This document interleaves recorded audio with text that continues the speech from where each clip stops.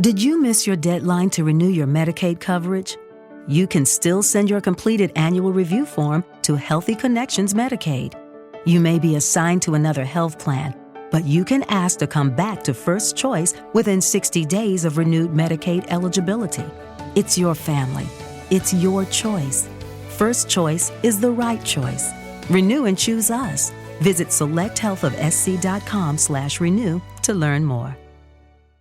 Hey guys, it is Ryan. I'm not sure if you know this about me, but I'm a bit of a fun fanatic when I can. I like to work, but I like fun too. It's a thing. And now the truth is out there. I can tell you about my favorite place to have fun. Chumba Casino. They have hundreds of social casino style games to choose from with new games released each week. You can play for free anytime, anywhere. And each day brings a new chance to collect daily bonuses. So join me in the fun. Sign up now at ChumbaCasino.com. No purchase necessary. VGW. Void where prohibited by law. See terms and conditions. 18+.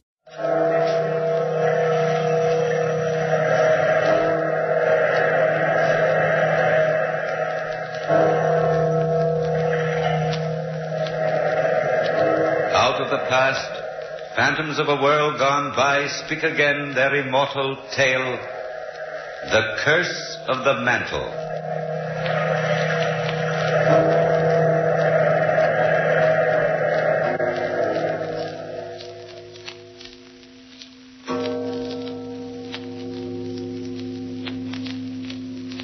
Listen.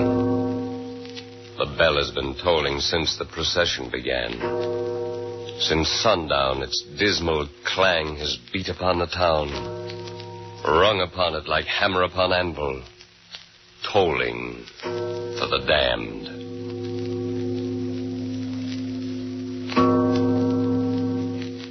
They are bearing the mantle of Lady Eleanor to be publicly burned.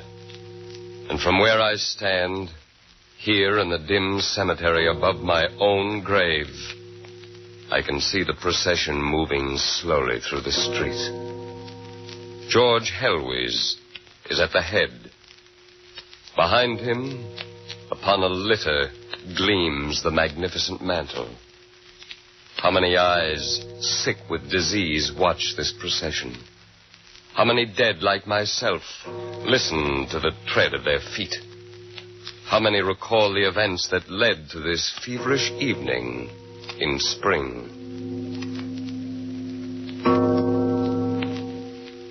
It begins when these dead walked and these diseased laughed.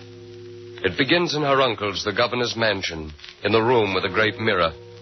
The chandelier was ablaze with candles, and she stood there, the Lady Eleanor, gazing at herself in the mirror. Behind her sat George Helwys, her fiancé. You've stared at your image in the glass a long time, Ellen. Yes, I have. Ha ha, the vanity of women. Are you dissatisfied at what you see, my love? Are you, George? Oh, am I dissatisfied with the lovely summer's day? But come, look at me. I'm by far the more eloquent mirror. That one is silent, while I proclaim the beauty I see. Yet the real mirror is more honest, for it shows me as I really am. Then I am its voice. A man's voice. And a lover's. Yet I am not satisfied. I am but another weed in the garden. What is it, milady? You stare so earnestly at yourself. Oh, do I? I've only been imagining how I shall look in my new mantle, George. Oh, the mantle again. It is beautiful. Nothing like it has ever been seen. It is woven and stitched as if it were the work of gods. Or the work of devils. Are you listening to foolish tales, George? I do not know whether they are foolish tales, Ellen. I do know, though, that there is something uncanny about your seamstress, Mrs. Willows. True, she has cause for being half mad, bedridden all these years, but it's something else. There have been hints and outright accusations about it. Such as? That she is in league with the devil. Oh. Yes, laugh, milady. Call it schoolboy fears or what you will. Nonetheless, I am a God-fearing man, and I do not trust her. What would you have me do, George? Do not take the mantle, Ellen. Do not wear it. Do not ever go to Mrs. Willows again. I am going for it this day. In fact, I'm going now. Will you accompany me? You will not listen to me? No. All right, then. I will go with you. Now.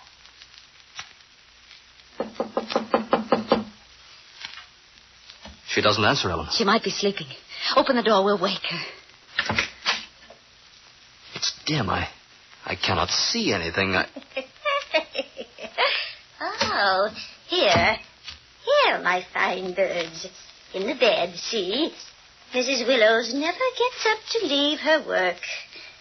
No, she's laid here and stitched a proper winding sheet all these years. It's I, Lady Eleanor, Mrs. Willows. I've come for a mantle. A special mantle. Yes. A covering fit for a queen.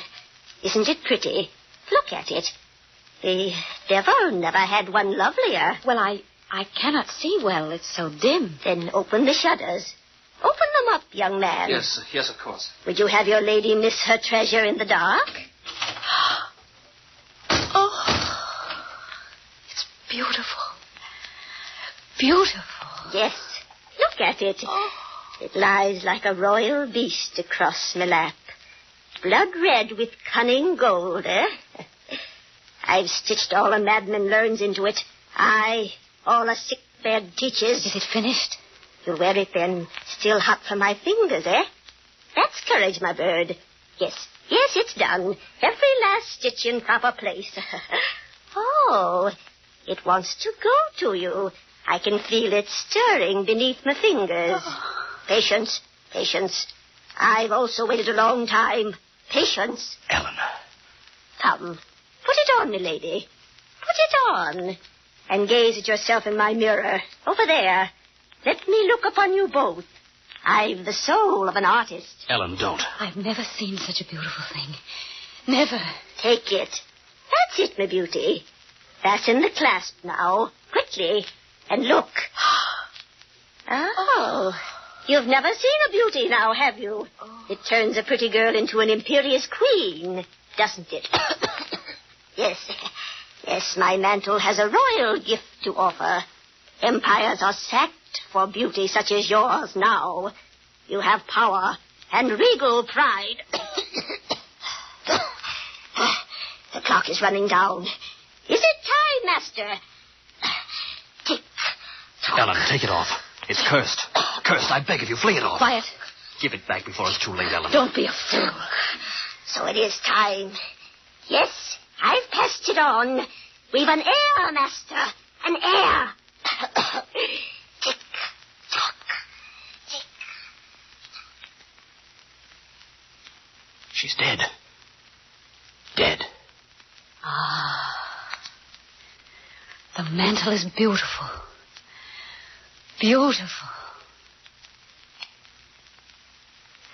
Her beauty was an incredible thing now. Haughty and commanding as a goddess's. But when she wrapped herself in the mantle, she wrapped herself in a cold and terrible pride. For all at once, she changed. Scorn for ordinary mortals reared itself beside her majesty, and people cursed her and her mantle. All love was frozen in her. Now she looked upon George Helwys with contemptuous eyes. One day he came to the governor's mansion. He arrived when the Lady Eleanor was in the garden, surrounded by Dr. Clark, Captain Langland, and Mr. Roberts, the school teacher. No doubt you do find it strange, Mr. Roberts. I had only thought it curious, my lady. I meant nothing. I do, Ellen. I haven't seen a young man about for some time. An old sentimentalist noticed such thing. I am not flattered by your interest, Doctor. Who is this young man you speak An of? epitaph, Captain Langland. I'm afraid you never met its subject. Shall we speak of other things? Lady. Yes? Begging your pardon, lady, but there's a gentleman in the hall. Who is it? Master George, ma'am. The devil. Tell him I'm away. Well, Doctor, how are your sentiments faring now? Are you still here? Excuse me, ma'am, but he knows you're here. He's seen you through the window. You fool! Did you let him? Ah, well. You must excuse me, gentlemen. I've a ghost to be laid away. Surely. Ellen. Yes? It wasn't easy for me to come here. I'm not one to bear the role of a turned-out dog gracefully. Is that how you picture yourself? Yes, that and sometimes more. Oh, have you no pity left? Throw off the mantle, Ellen. Burn it. It's turned you into a marble statue, a soulless being. Burn it, Ellen. The door, Mr. Helwys, is behind you. There's still time yet. Let our love consume it. Burn the mantle. Listen to me, and listen well. We are as far apart as the mountain tops are from the bottom of the sea, as the sky from the earth, as the living from the dead. All that you stand for, goodness and pious love and humility, is hateful to me. I will have none of this kind of human groveling. Ellen. Your kind would believe a garden patch a paradise. I demand empire. You would creep along with pious caution while I will leap the world. I will have grapes in the dead of winter. I will command the trees' greenery to stand firm against the winter. I will hear nightingales and larks in the desert. Power, I shall be cloaked in it. All nature will perform for me while you grovel in the dust. Get away from me. What is the mantle made of you, Ellen? Your enemy, Mr. Helwys. Your deadly enemy.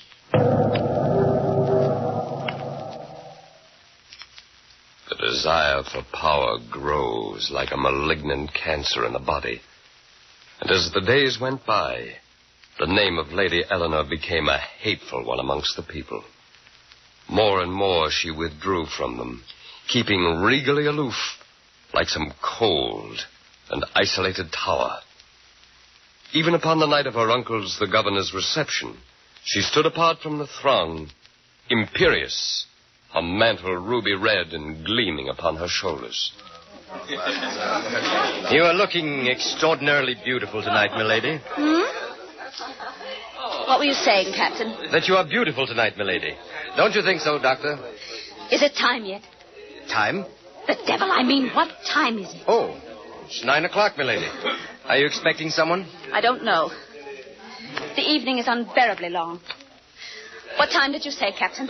9:00, milady. Is that all? He drives a rusty chariot. Well, who is here tonight? Why, everyone, milady.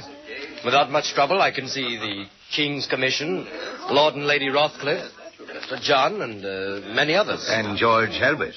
Where? Behind you, milady. What are you doing here? Listen to me, Ellen. It's not too late. Drink this wine. Drink from this goblet and pass it amongst the guests. Good Lord, it's a communion vessel. Yes. It's holy wine, Ellen. Holy. You must believe me. Drink and let others sip from the same cup. Let them see that you are not withdrawn from all human love. Drink and we will burn the mantle. Go amongst the cowards for your converts, Mr. Helwys. Win over the inglorious meek. I repeat, I shall wear an empire for a diadem in my hair. You must drink, Ellen. You must. The wine may be poisoned. Seize him. Don't be ridiculous. You clumsy ox. You've splattered my mantle. I'll have you beaten to a pulp. What's the matter? Ellen. A chair. Quickly. A chair. Cast the mantle from you, Ellen. I'm dizzy. Doctor. Yes, Ellen? Doctor. Oh, Doctor, I must not die. I must not.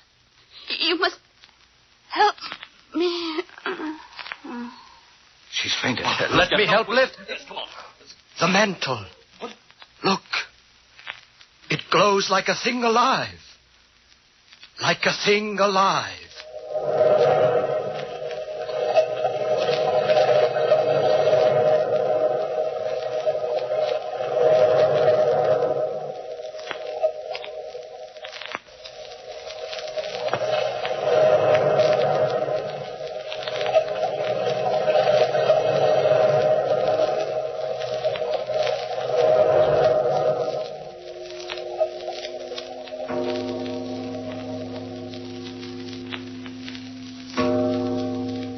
The plague began on that night, and its first victim was Captain Langland.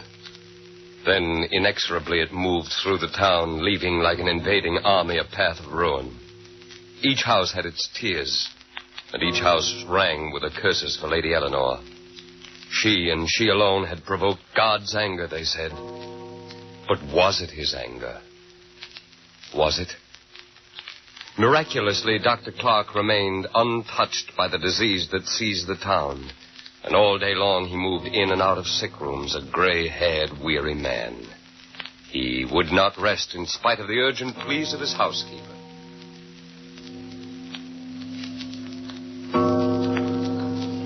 But you cannot go on like this, Doctor. Only the dead have the privilege of resting, Mrs. Burns. Well, at least eat the food I cooked for you.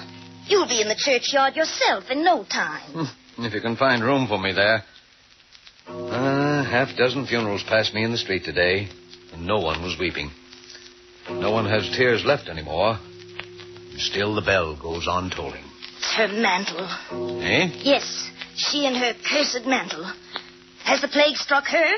Her skin's still lily white, I'll warrant. The Lady Eleanor. The devil's lady. Nonsense, Mrs. Barnes. Oh, I know. You and your books of science. Begging your pardon, Doctor, but there's a lot that's not in your books. Mrs. Burns, who is it? I'll go see. Doctor, it's I, Sarah. Mr. Roberts, the schoolteacher. He's fainted and the fever's burning him. When did this happen? But this afternoon, sir. Mrs. Burns, get me my bag. But your meal, Doctor. You've had no lunch this day, I'm sure. True, but James Roberts might not have breakfast tomorrow. He has much less time than I. Much less, Mrs. Burns. Much less. Is that you, Doctor? Aye, James. It's I. Oh, good. There's a great deal to say. It's hot. Open a window, Sarah.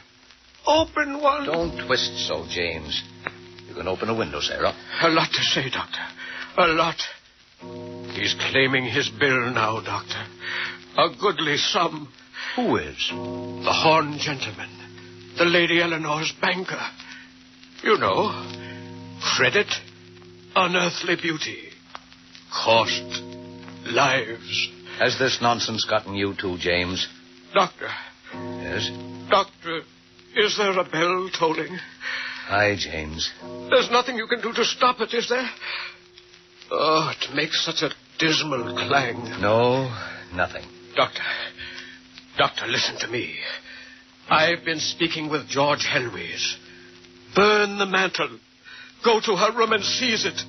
For the contagion is there. James, be still. No, you must listen. You can go there. You're a doctor. I am also a man of science. That is inadequate now. You must burn it.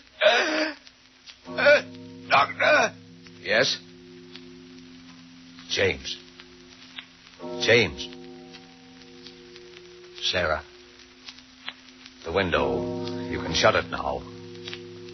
He's dead. Dead. He came downstairs to the street again, an old man with exhausted eyes. There was a funeral passing, a half-dozen mourners bearing a small casket. He turned and began walking away. Suddenly he heard a voice calling, Dr. Clark! He stopped Dr. Clark! and turned back. There was a man running toward him. Another one, thought the doctor. Another one. Well, who is it now? The Lady Eleanor. What?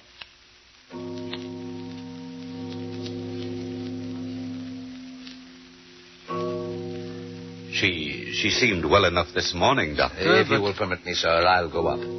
Yes, do. Oh, here, wait, I'll walk with you. Doctor. Yes, Your Excellency? I'm not an ignorant nor a credulous sort of a man. And I've the utmost contempt for superstition, but the mantle. I don't carry foolish tales about either, Doctor.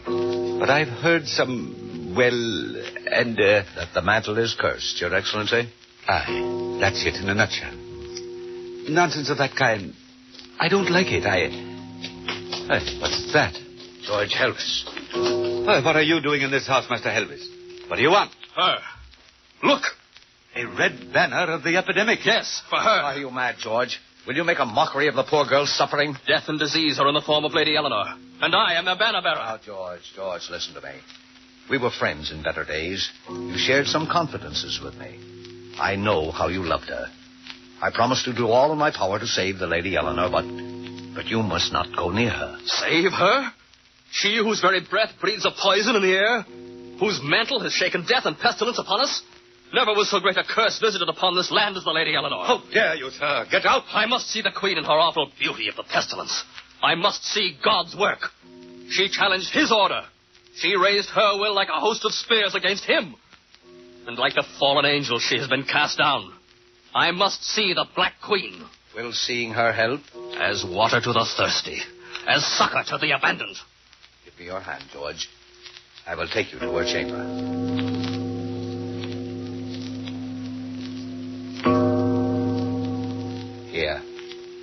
Here is her chamber, George. Open the door and go in. It's dim. I do not see her. Call her. But Lady Eleanor. Ellen!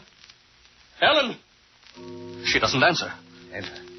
Enter and keep calling. Ellen! It's I, George Helwys. Can you hear me? Water.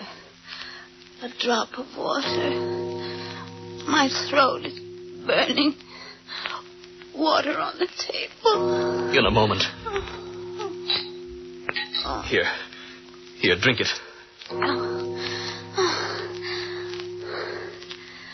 Who are you? George Helwys, Ellen. The scavengers gather. Go away. I am not dead yet. Where is the mantle, Ellen? Ellen. These are the grapes that I have gathered in winter. This the empire glittering in my hair. I have been trapped. Where is it, Ellen? She lied, George. She lied. She said that power would be mine, that glory would be mine, that I would be an imperial queen on earth, a royal consort, a shining evening star. But she did not say death's consort. No, she did not say that. Have you hidden it, Ellen? All men were her enemies, and through me she struck back at them. I was the gatekeeper, George. The gatekeeper. Ellen, the mantle. What? What did you say? The mantle. Where is it? Oh, it's here. Around me.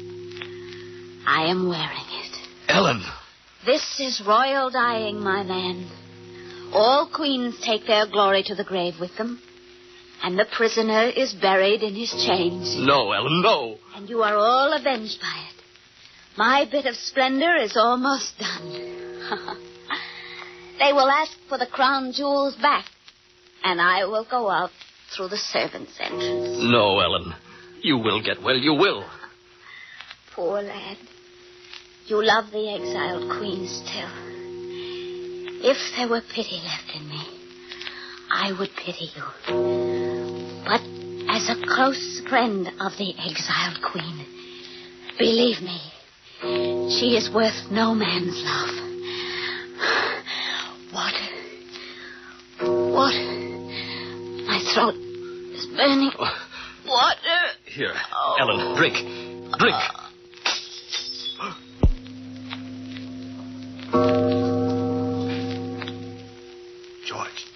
George. Yes, Doctor? Did you see her? Yes, I did. And is she... What are you carrying there across your arm, George? What is it? The mantle, Doctor. The mantle.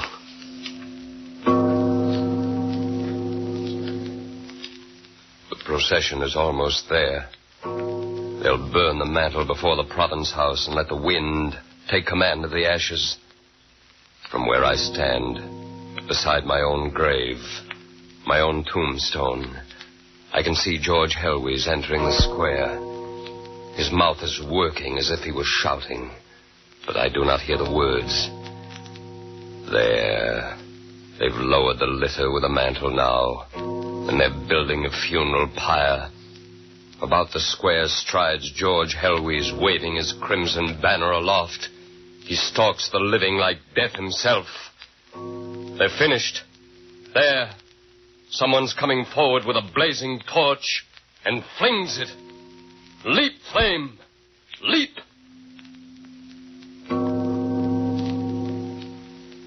A wall of fire has leaped up about the mantle, enveloping it. A ruddy glare glows on the walls of houses, on people's faces, and on the blood-red banner in George's hand. And it is done. Done. The mantle is consumed. Listen. The bell has stopped tolling.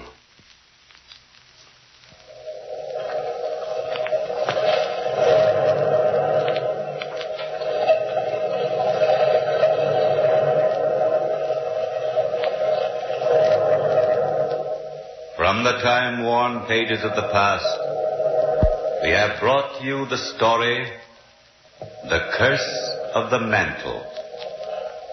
Bellkeeper, toll the bell. Did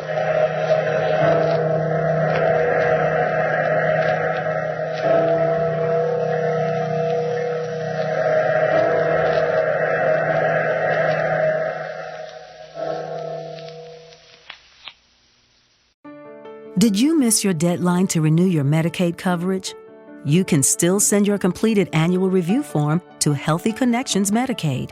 You may be assigned to another health plan, but you can ask to come back to First Choice within 60 days of renewed Medicaid eligibility.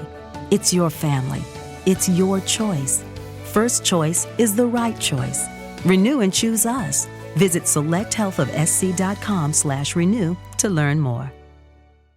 Hey guys, it is Ryan. I'm not sure if you know this about me, but I'm a bit of a fun fanatic when I can. I like to work, but I like fun too. It's a thing. And now the truth is out there. I can tell you about my favorite place to have fun. Chumba Casino. They have hundreds of social casino style games to choose from with new games released each week. You can play for free anytime, anywhere. And each day brings a new chance to collect daily bonuses. So join me in the fun. Sign up now at ChumbaCasino.com. No purchase necessary. VGW Group. Void where prohibited by law. See terms and conditions. 18+.